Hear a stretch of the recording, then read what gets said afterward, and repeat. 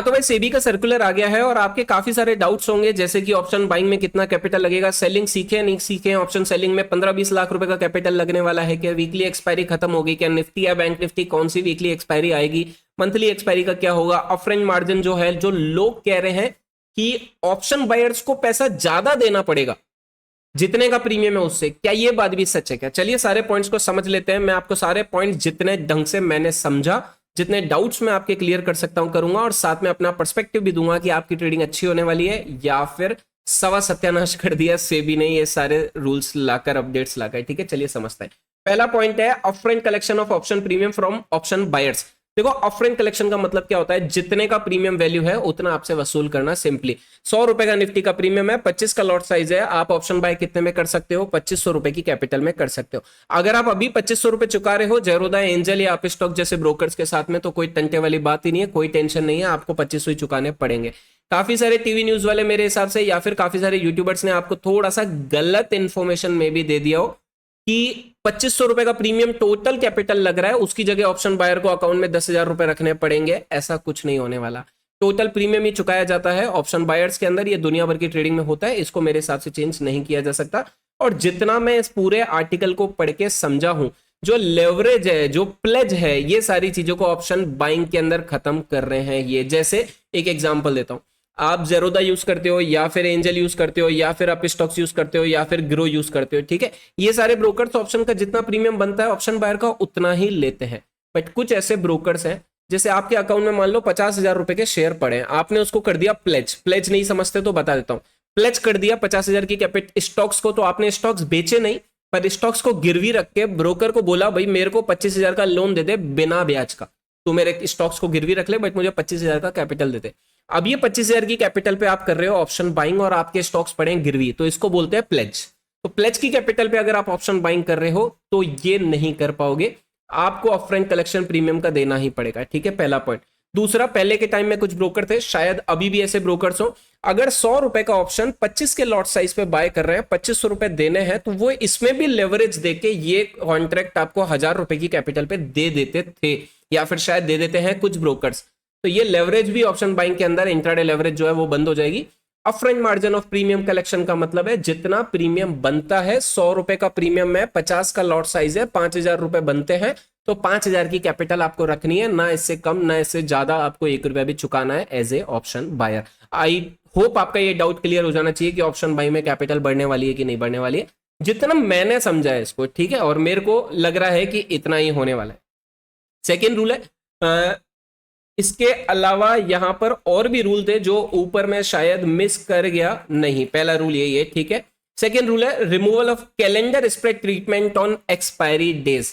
तो calendar spread क्या होते हैं, आप पहले स्प्रेड को समझो या फिर मार्जिन बेनिफिट को समझो। एक ऑप्शन आपने बाय किया, ऑप्शन बाइंग करी, 5,000 का कैपिटल लगा, आपने साथ में ऑप्शन सेलिंग करी, स्प्रेड बनाया, 20,000 का कैपिटल, और 70,000 इसमें भी लगना चाहिए ऑप्शन सेलिंग करने के लिए। पर जब आपने दोनों को किया, एक ऑप्शन बाय करके एक ऑप्शन सेल किया, तो जहां 70 और 5 75,000 की कैपिटल लगनी थी, वहां होगी आपकी 20,000 की कैपिटल ही लगती है, इससे ज्यादा नहीं लगती है। बट इसी जगह पे जब आप नेक्स्ट इस वीक की एक्सपायरी का ऑप्शन बाय कर लेते हो और नेक्स्ट वीक की एक्सपायरी का ऑप्शन सेल कर देते हो, ये मान लो वीकली एक्सपायरी हो गई, ये हो गई मंथली एक्सपायरी, तो यहां पर भी मार्जिन बेनिफिट मिल जाता था और काम 20-25,000 में हो जाता था। बट कैलेंडर का मतलब ही यही होता है कि इस वीक का एक ट्रेड और नेक्स्ट वीक वाली या मंथली एक्सपायरी का एक ऑप्शन बाय या सेल ट्रेड, जब हम दोनों को मिलाते हैं, दोनों के साथ दोनों अकाउंट में एक ट्रेड रखते हैं, तो हम उसको बोलते हैं कैलेंडर स्प्रेड्स या फिर स्ट्रेटेजीज। तो कैलेंडर में बस ये मार्जिन बेनिफिट नहीं मिलेगा और कुछ भी नहीं है। कैलेंडर बनाते हो, ये वीक का ऑप्शन सेल किया, अगले वीक का ऑप्शन बाय किया, तो आपका 75 और 5 80,000 जो कैपिटल लगनी है वो लगेगी, जो आपको मार्जिन बेनिफिट मिल रहा था एक ऑप्शन बाय एक ऑप्शन सेल का, वो खत्म हो जाएगा। तो सिंपल कहानी है। तो फर्क पड़ना है क्या भैया, मेरे जैसे इंसान को बहुत फर्क पड़ना है जो कैलेंडर स्ट्रेटेजीज पर काफी ज्यादा डिपेंडेंट है, तो मेरी कैपिटल यहां पर बहुत फर्क देने वाली है। ठीक है, ठीक है, कोई नहीं, अपन कैलेंडर की जगह normal iron fly, iron condor ज्यादा बना के खुश रहेंगे। चलिए आते हैं नेक्स्ट पॉइंट पर।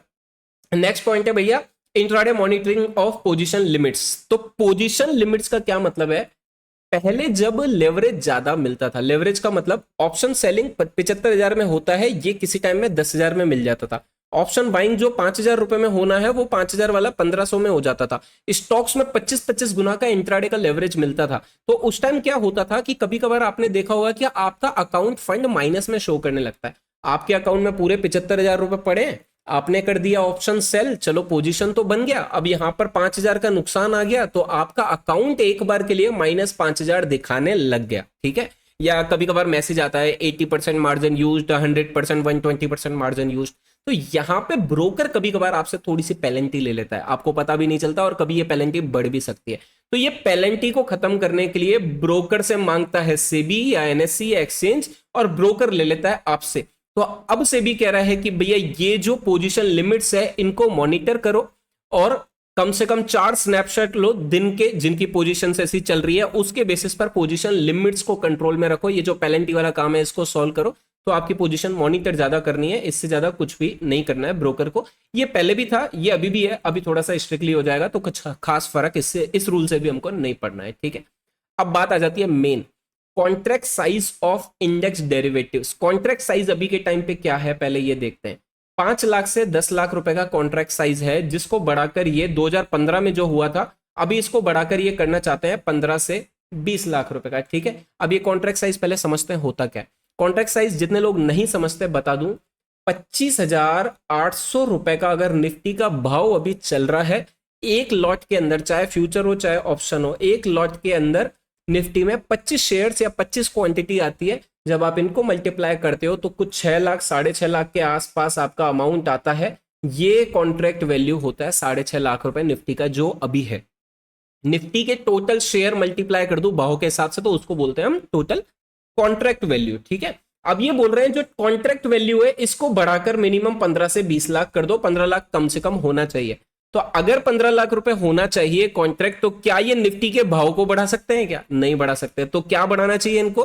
25,800 के हिसाब से इनको अगर 6.5 लाख के कॉन्ट्रैक्ट को 15 लाना है तो लमसम मान लो 3 गुना, 6 का 18 भी ले आए तो 3 गुना, 3 टाइम्स इनको कॉन्ट्रैक्ट वैल्यू मान लो बढ़ानी भी है तो इनको सिंपली करना क्या पड़ेगा? क्वांटिटी को 3 गुना बढ़ा देना पड़ेगा। तो 25,800 का एक लॉट के अंदर 75 या 70 शेयर या 65 शेयर निफ्टी के लमसम हो जाएंगे, ये कॉन्ट्रैक्ट वैल्यू बढ़ेगा। अब लोगों का डाउट है कि ऑप्शन सेलिंग करने में क्या 15 लाख रुपए लगेंगे क्या? नहीं, अभी का कॉन्ट्रैक्ट वैल्यू अगर 6.5 लाख रुपए का है तो आप ऑप्शन जब सेल करते हो निफ्टी का तो कितना कैपिटल लगता है?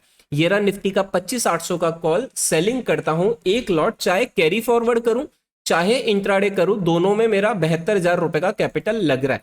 तो अगर 6.5 लाख रुपए में मेरा 72,000 रुपीज का कैपिटल लगता है तो वही 15 लाख के कॉन्ट्रैक्ट पे मेरा अगर 3 गुना इन्होंने कॉन्ट्रैक्ट को किया तो 3 गुना मेरा कैपिटल पड़ जाएगा। 2 से 2.25 लाख रुपए के आसपास मेरी कैपिटल ऑप्शन सेलिंग में लगेगी, इससे ज्यादा नहीं लगेगी। ठीक है, सिंपल कहानी हुई।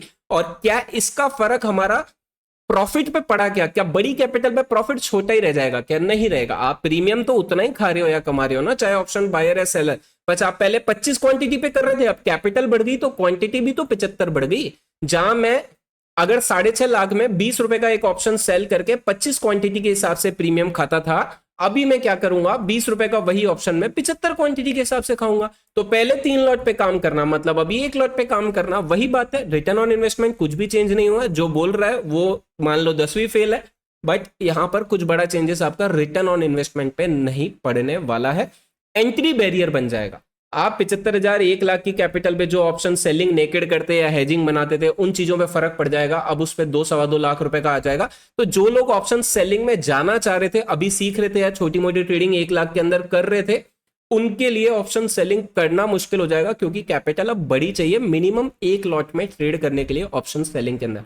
बाकी बायर को फर्क पड़ा गया, ऑप्शन बायर को तो घंटा फर्क नहीं पड़ा। क्यों नहीं पड़ा?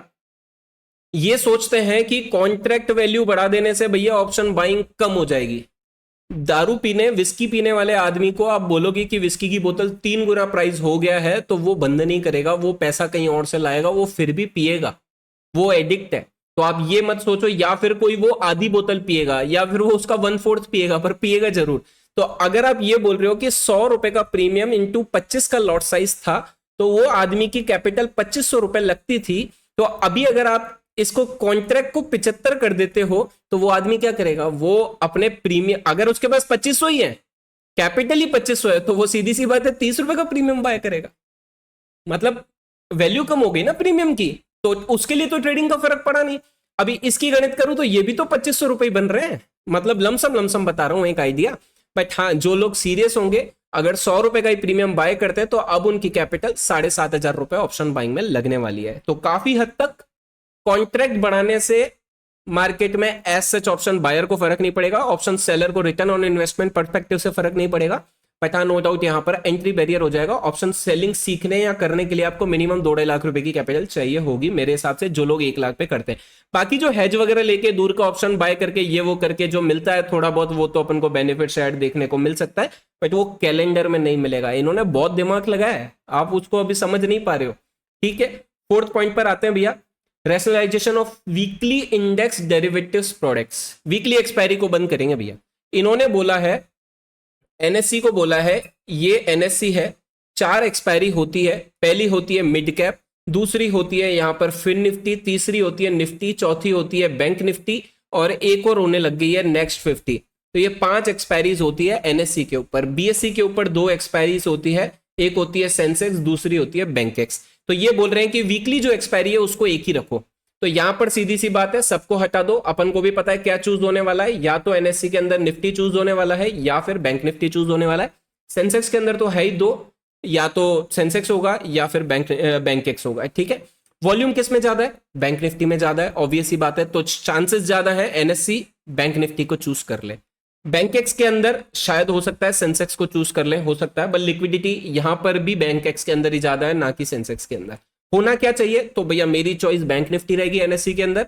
सेंसेक्स के अंदर जो मर्जी करे, फर्क नहीं पड़ता, वो मैं उसमें ऑप्शन सेलिंग करता हूं नहीं, बाइंग दोनों में अच्छी चलती है, बढ़िया प्रीमियम स्पाइक मारते। बट हाँ, एनएससी के अंदर अगर बैंक निफ्टी को चूज करते हैं तो ये मेरा थोड़ा सा पर्सनल व्यू रहेगा कि भैया बैंक निफ्टी ज्यादा बेटर है। और मेरे हिसाब से ये करेंगे भी इसी को, क्योंकि इसके अंदर वॉल्यूम ज्यादा है, टर्नओवर ज्यादा है। जितना टर्नओवर उतना एसटीटी की कमाई ज्यादा मिलेगी एनएससी या सेबी को। तो ये बैंक निफ्टी को करने वाले हैं। बट निफ्टी को भी कर देते हैं तो कोई सरप्राइज नहीं होगा, ट्रेडिंग में कुछ खास ज्यादा फर्क पड़ेगा नहीं, थोड़ा सा प्रीमियम्स को समझने का गेम रहेगा जो स्पेसिफिक बैंक निफ्टी ट्रेडर्स हैं। अब यहां पर एक और दिमाग लगा सकते हैं। पहली बात समझो, वीकली एक्सपायरी की बात हुई है, मंथली की बात नहीं हुई है। तो मंथली एक्सपायरी पे आपको पांचों के पांचों दिन एक एक एक्सपायरी अभी भी देखने को मिलेगी। तो 4 वीक होते हैं, 4 में से एक वीक तो 5 दिन एक्सपायरियां चलेगी। Fin Nifty, mid cap Nifty और नेक्स्ट 50 और बैंक निफ्टी और निफ्टी, ये हो गए आखिरी के वीक के 5 दिन। बाकी 5 दिन थर्ड वीक में, सेकेंड वीक में 5 दिन और फर्स्ट वीक में 5 दिन, इसकी एक्सपायरी का मेन डिसीजन है। तो यहां पर एक एक्सपायरी होगी, हो सकता है निफ्टी कर दें। सेकेंड वीक में क्या सेबी ने फिक्स बोला है कि आपको निफ्टी को ही फिक्स रखना पड़ेगा? नहीं भाई, सेकेंड वीक में ये वापस से बैंक निफ्टी को ला सकते हैं, थर्ड वीक में फिर से निफ्टी को, और चौथे वीक में तो निफ्टी बैंक निफ्टी दोनों सारी हो ही रही है। तो बहुत मैनिपुलेशन है, जिसको डिटेल में शायद ना किसी ने आपको समझाया होगा, ना आप इसको समझ पाओगे। अभी भी गवर्नमेंट के पास कमाने के तरीके हैं, बट आप किस तरीके से मैनिपुलेट हो सकते हो वो वाली चीज आप समझो। तो डिसीजन कुछ भी हो सकता है। वीकली एक्सपायरी में अभी भी 5 एक्सपायरियां आएगी, मंथली एक्सपायरी के नाम पे 5 एक्सपायरियां चलेगी, 3 वीक तक एक एक एक्सपायरी होगी। जो भी फिक्स नहीं है कि निफ्टी होगी क्या बैंक निफ्टी, वो भी फिक्स नहीं है कि सिर्फ निफ्टी तीनों वीक होगी या फिर बैंक निफ्टी ही तीनों वीक होगी। एक वीक में एक का नाम बोला है, तो उसके बेसिस पे रूल्स में ऊपर नीचे सब कुछ हो सकता है। ठीक है, तो अब ये और समझ गए।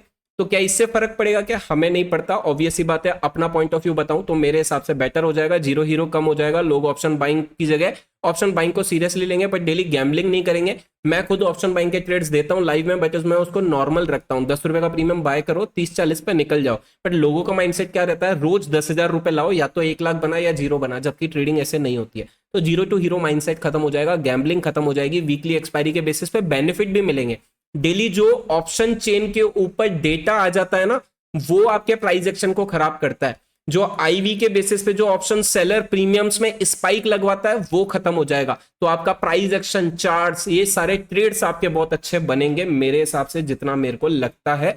जब वीकली एक्सपायरी नहीं थी, मार्केट बहुत प्यारा चलता था। जब हर दिन एक्सपायरी नहीं हुआ करती थी, वो बहुत सुहाने दिन थे जब निफ्टी और बैंक निफ्टी की एक्सपायरी एक ही दिन थी, और मैं इंतजार करता था कि भैया ये दिन आए, अब इसके दिन ऑप्शन बाइंग मस्त करेंगे। ठीक है, चलिए एक आखिरी पॉइंट है वो भी समझ लेते हैं। Increase in tail risk coverage on the day of option expiry. जो ऑप्शन सेलर है उसको अपनी कैपिटल से 2% ज्यादा कैपिटल रखनी पड़ेगी ऑप्शन सेलिंग करने के लिए। अगर आप 75,000 में एक लॉट सेल होता है 75,000 रुपए में, तो उसको 2%, 1 लाख में होता है तो 1,02,000 रुपए रखना पड़ेगा ऑप्शन सेलिंग करने के लिए। शॉर्ट ऑप्शन कॉन्ट्रैक्ट 2% रखना पड़ेगा। ये कुछ खास बड़ा इंपैक्ट नहीं है, जो 1 लाख पे ऑप्शन सेलिंग कर सकता है या 2 लाख लगने हैं तो उसको 2,04,000 रुपए भी अकाउंट में रखने में कोई दिक्कत नहीं है। ये मेजर चेंजेस हैं भैया। कब कब से होने हैं? Upfront collection of option premium from option buyers 1 फरवरी होगा, अभी दूर है। रिमूवल कैलेंडर 1 फरवरी से होगा क्योंकि अभी तो कैलेंडर बने हुए होंगे। इंट्राडे मॉनिटरिंग 1 अप्रैल से होगी, ये भी बहुत दूर है। कॉन्ट्रैक्ट साइज अभी नवंबर 20 से हो जाएगा, मतलब नवंबर की आखिरी मंथली और दिसंबर की सारी एक्सपायरी से एक ही होगी। कॉन्ट्रैक्ट साइज भी चेंज हो जाएंगे और वीकली एक्सपायरी खत्म नवंबर से हो जाएगी। 2% ऑप्शन सेलिंग में ज्यादा मार्जिन अभी 20 नवंबर अगले महीने से ही हो जाएगा, करीब करीब 1.5 महीना मान के चलो पड़ा है, अक्टूबर स्टार्ट हुआ है। तो मेजर चेंजेस जो ये लाए हैं ना, वो कुछ खास फर्क नहीं डाल रहे या फिर वीकली एक्सपायरी खत्म करना बेनिफिट दे रहा है। बट यहां पर एक ही चीज है जिसका लाना जिसको जरूरी नहीं था, इंडेक्स डेरिवेटिव के कॉन्ट्रैक्ट साइज को बढ़ाना। ये कुछ खास ऐसा है ही नहीं जिससे हमारा फायदा हो, बल्कि इससे होगा ये कि एंट्री बैरियर ऑप्शन सेलिंग वालों के लिए ज्यादा बढ़ जाएगा। जो लोग हेजिंग करते हैं, सेलिंग करते हैं, उनके लिए बड़ी कैपिटल उनको लानी पड़ेगी सीखने के लिए, ट्रेड करने के लिए। ऑप्शन बायर के लिए ये सोच के चल रहे हैं, मैंने जैसे आपको एग्जांपल बताया 100 रुपए का प्रीमियम है, अगर हम 75 लॉट कर देंगे तो वो 7500 रुपए की कैपिटल लाएगा, वो 2500 पे काम नहीं करेगा। मतलब तुम क्या चाहते हो, वो 2,500 की कैपिटल पे काम ना करके वो 7,500 की कैपिटल पे काम करे? नहीं भैया, वो 2500 की कैपिटल पे काम करेगा। वो बस जो 100 रुपए का प्रीमियम है ना, वो उसकी जगह 30 रुपए का प्रीमियम लेगा। फर्क सिर्फ इतना सा है। तो बेनिफिट ऑप्शन बायर को मिला नहीं, ऑप्शन सेलर के रास्ते और बंद हो गए। ये मेरे को लग रहा है जो रूल है, जो कुछ खास फर्क हमारे एज ए बेनिफिट नहीं डालता, बल्कि एक रिटेल ट्रेडर के लिए ये बड़ा नुकसान का सौदा होने वाला है। ठीक है, बाकी आपको क्या लगता है, कौन सी एक्सपायरी प्रेफर करोगे, निफ्टी या बैंक निफ्टी? नीचे कमेंट करके जरूर बता देना। ये सारे मेजर पॉइंट्स थे, इसके अलावा कभी कुछ अपडेट आया तो करेंगे, दुआ करोगे ना आए, पहले ही बहुत गड़बड़ कर रहे हैं ये, फिर भी कमेंट करके बता देना आपका व्यू। बाकी मिलते हैं कल सुबह लाइव में, डिस्कस करते हैं सुबह 9 से 3। Thank you, tata, bye bye.